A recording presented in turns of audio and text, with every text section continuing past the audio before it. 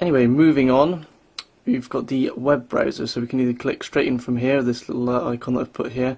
Also, by the way, any of these icons can be changed, they can be moved around or removed completely from the screen. Move them across to other screens where we find room. We'll just plonk it back where it was. And also we've got this bookmarks widget here.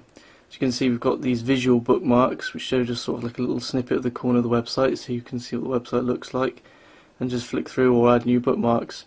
You can just tap on one from here, so just tap on the Mobile Bone website and it should load straight up in the browser.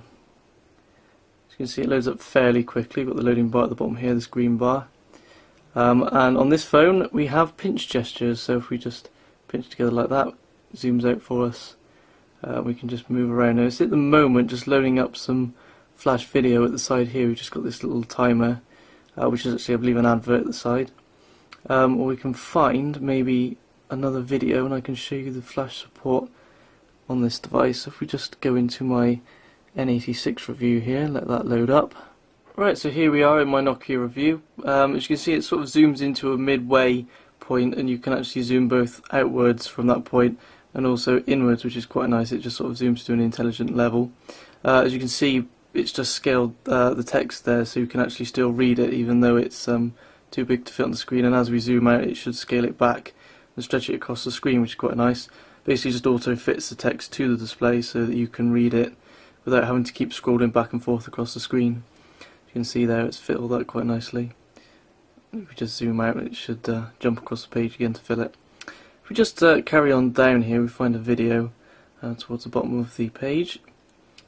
That's just part one of my review there of the N86. And if we just tap on that, then it'll open directly up in the browser and just give us a full screen view. Just give that another tap, there we go. And just turn the phone on its side and it should load up directly there. That's in the browser, running with the YouTube logo just in the corner.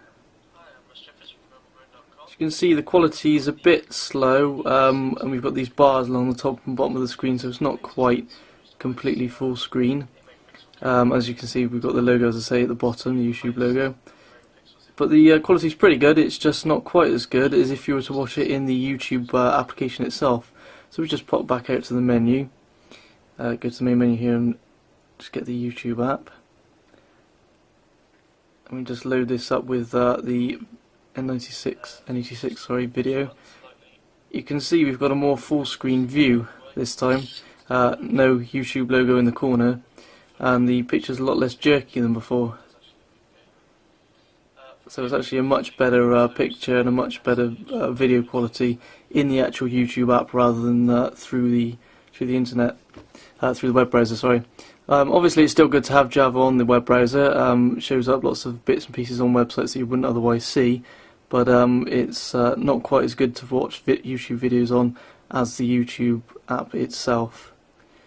As with many phones, if you just turn this one on its side, just like in the message viewer, you can actually see the web page here in landscape mode, and it's got quite a nice sort of, if you flick the page, it carries on until it reaches an end, or it sort of slows down and then stops.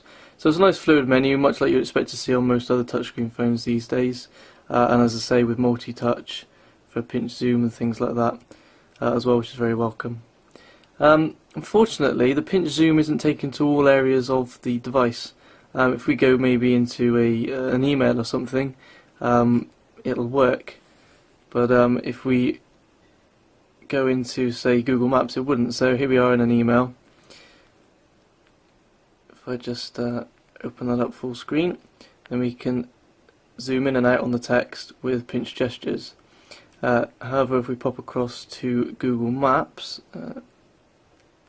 just here, then we can't use the pinch zoom, it just doesn't work. Instead we've got these buttons here for zooming in and out, which isn't quite so nice, but better than nothing. What we do have though on Google Maps is the Street View. So if we just tap on a place and hold, we can go directly there, and we've got the option for Street View here. So if we just tap that, and then Street View.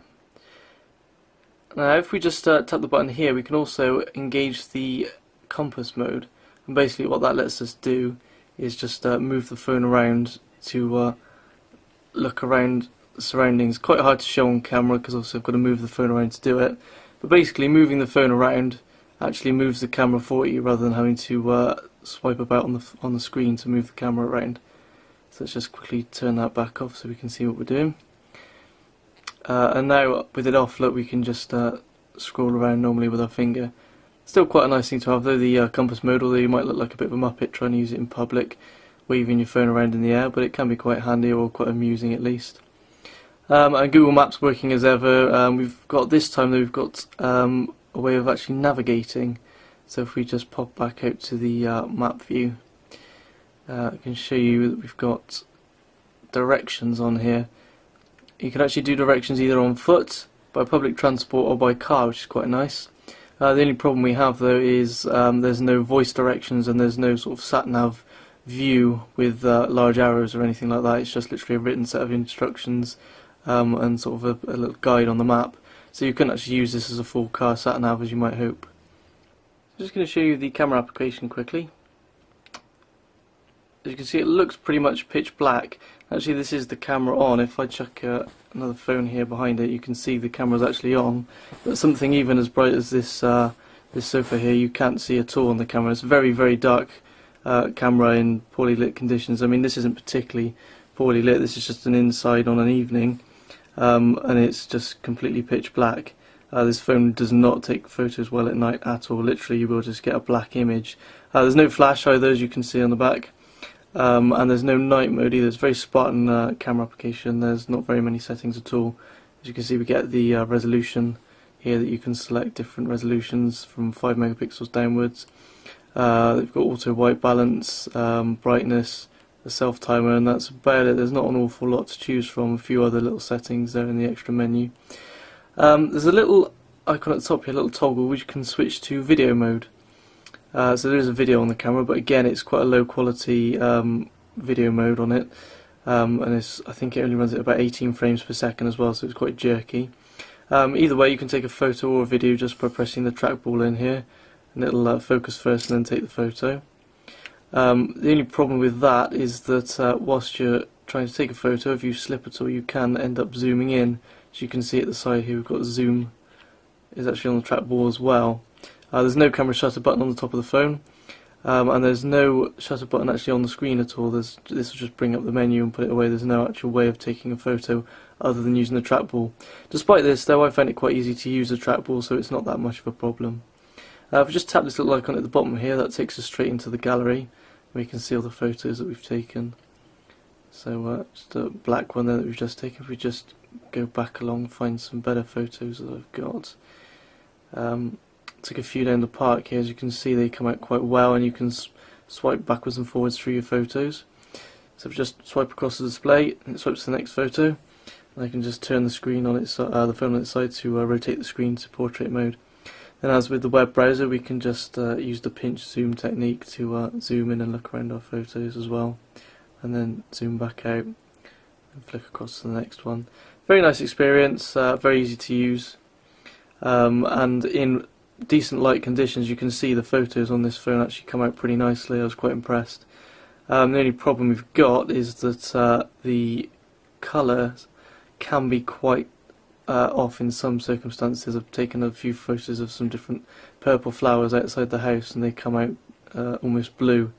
A bit like the Magic actually. The colour perception on that wasn't very good either, but regardless of that, you still get very nice quality images. This one was another one I took down the park. As you can see, very nice quality image.